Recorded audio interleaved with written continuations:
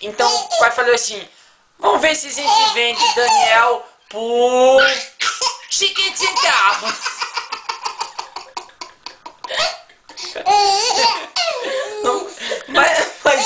Mas aí, ninguém quis pagar 50 centavos. O pai falou, mas aí nós temos que vender o Daniel por canto. Então vamos vender o Daniel por 40 centavos. 40 centavos também ninguém quis dar.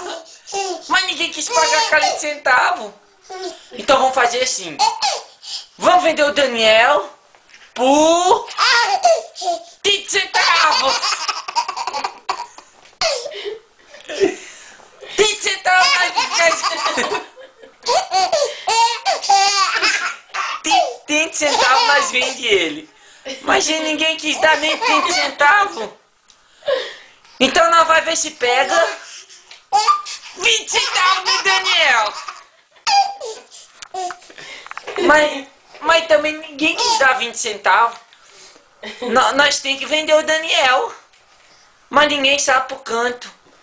Então o papai falou assim, vamos vender o Daniel por 10 centavos.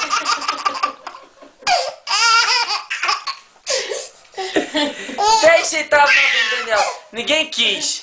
Então vamos vender o Daniel pra fechar o negócio 5 centavos.